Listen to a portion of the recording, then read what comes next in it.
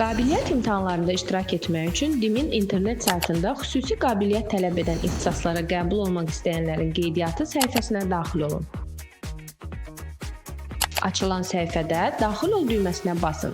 Şəxsi kabinetin istifadəçi adını, yəni şəxsiyyət vəsiqəsinin PIN kodunu müvafiq sahəyə yazıb növbəti düyməsini basın. Sonra Davam et düyməsini basın.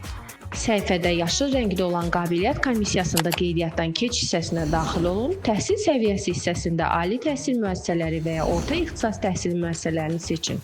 Daha sonra seçdiyiniz istiqamətə aid olan komissiyanın kodunu seçib və qeydiyyata al və təsdiq et düyməsini basın.